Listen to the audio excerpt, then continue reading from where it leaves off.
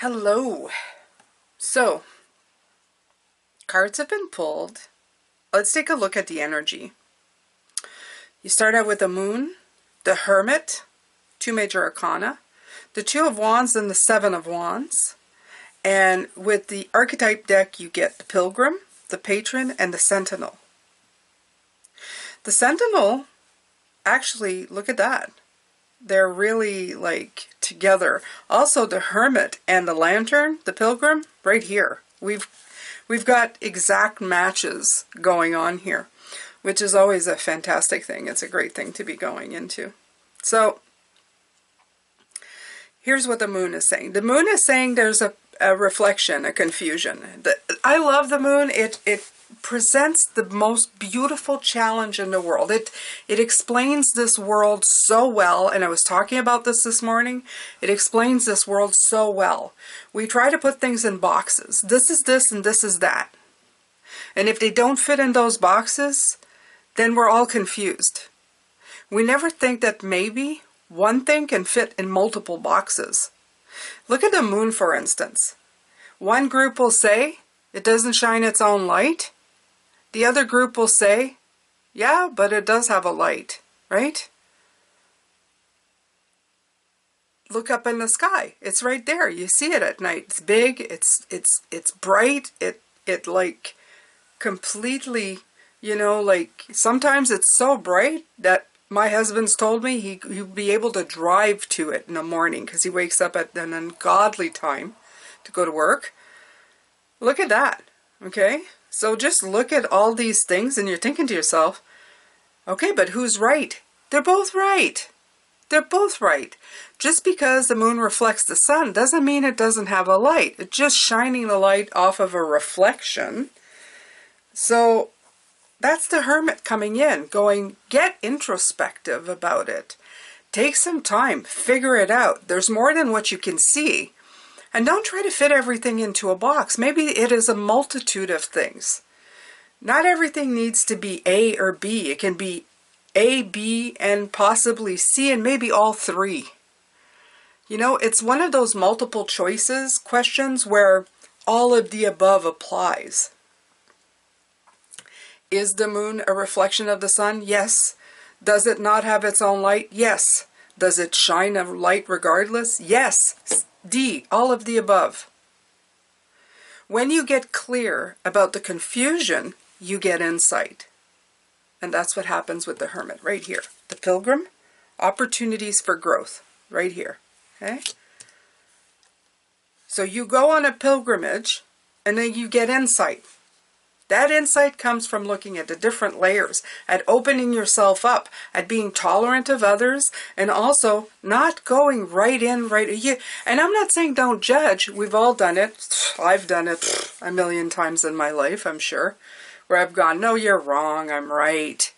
But at one point, when the opportunity presents itself for you to look at something in a different light, don't dismiss it right away. Give it a minute. Look at it and go, could it be? Possibly? Leave the door open a crack. Okay? You have the Patron in the middle. It's mentorship. It's written finances too, but there's also the Two of Wands here. Both of these things, they bring in opportunity. They do. Because as soon as you don't limit yourself to a certain amount of things, they're going, this is the way it looks and that's all that there is, you then open the door to experiencing a lot more. You see it here, keys and a book right there. That's learning, that's language, that's learning how things fit together. I've found that in my life there's a lot of things that were kind of scattered, but once I started opening and letting things in, there's a lot of things that just kind of click together. And they did it later down in the road, and then it's like you start connecting the dots. Oh, this connects to this, connects to this, connects to this. When you find those intertwining connections, you start getting a better idea of where you're going. Now at the end, it's written the Sentinel, Determination and certainty, Seven of Wands. It can mean two different things, because if you have the word certainty, I find that as soon as you are certain of something, it means that you have defined the moment in such a way that it sometimes closes the door. So you have to be careful about that one. You know, when you say, I'm certain, only fools are certain. Are you certain? Yes, I'm certain. In other words, you're a fool for being certain. So just be careful about that, because determination of your point and fact can sometimes be a deterrent. It can be that point where you've decided this is your point of view, and as soon as you do, sometimes you're closing the door. Not only that, you're starting to cause yourself friction, right? By not being open. So that's the one. The second part is of this message especially is saying that sometimes whatever you're deciding or whatever insight that you've received, in other words, all of the above, is going to cause you some disruptiveness. In other words, when you stand your ground as the sentinel of going, it may be all these things, you will have the opposing sides coming to you telling you, no, you're wrong, no, you're wrong. You know, it's got to be this, it's got to be A, B, or C. It can't be all of them. And then you end up on the hill defending your rights to believe in everything. So those are the two things that I see with this one. But I much rather have a plethora of things, ideas, of beautiful, energetic, flowing, frequency ideas that come in that make you decide that there's a lot here for me to play with. There's a lot for me to see. And some people will say, well, seven's also the card of where you can't make a choice, right? There's too many things and you're kind of stuck up on a hill. True. That could be as well. There's very different, many meanings to this one. But the word that I like to see is determination. When you get on your hill of whatever you decide, it's up to you to fight for it. Okay? We need friction in our world. We need it in our lives. We just don't just sit in the middle or on the fence of anything. There's a time for everything. The one thing that I like to put in here always for you, Pisces, is that whatever you decide, always leave a door cracked open for anything else that might want to come in the future. You don't have to leave it open wide, but don't shut it completely. You know, it's one of those things where you kind of click the door, but you don't click it into place. You just kind of leave, you know, you leave it off the hinges just a little bit, right? So that it's not click shut, so that there's a little bit of a breeze coming in. There's an idea of something that can still come true if you need it. This leaves you open to something while you're still walking the road of your beliefs and what you believe to be true and believe your perception of the reality you're creating. I absolutely love all of this. I love this reading. This reading, though, is more about shining a light on everything that you need. Shining a light on your experiences, on the things that you've learned for yourself, how you're using that going forward. It's rather a big opening. That's what I feel. I feel like it's an opening of self.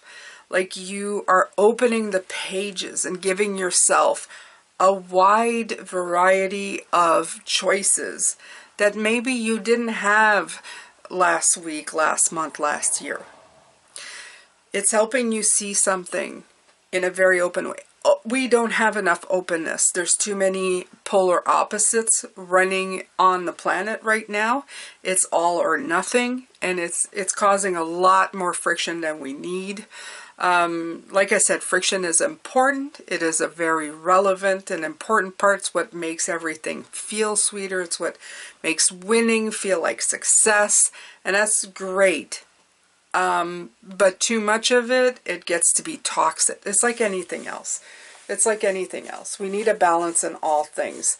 Yeah, absolutely. So, what is this reading about? What is it trying to say? What is it bringing through? What am I seeing here? Is that With this reading, it's exploring the fact that being open and willing to see everything for what it is a beautiful gift, but it's also going to be some kind of a burden for you because you're going to have to hold the line on your own beliefs, right? I'm going to give you one little trick that I have. Don't be so concerned on what other people think of you. The most important part is to feel like you are in your energy. You will always have a voice that tells you, I'm not doing enough, I'm not strong enough, I'm not like everybody else. I would just say, listen to the voice inside of your soul and follow it wholeheartedly. Do you. Do you. Be unapologetically you. It's the best that you can do for yourself. It's the best that you can bring in your life. Honestly, just follow that. And, yeah, just do that. Honestly, just do that. No, I keep saying that, but sometimes it's the only thing that you can do at this point. It's the only thing that you can bring forward at this point. We've been living in other people's ideals and skins for too long. It's time for us to show the world that we're not all the same human being. We always say, let's be one. We start at one. We are one, and that's fantastic. But we have this journey to have a very different, an authentic path that's very much our own. And we need to start exploring that. That's how we bring diversity. That's how you have different tastes and people bringing in different beautiful experiences because somebody has allowed themselves to be more than the sum of what's being presented in the world, and we need that. We need more of that. Yeah.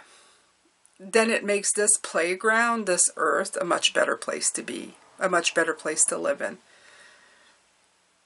All right, so that's it. I will see you tomorrow. Take care of yourself. Bye for now.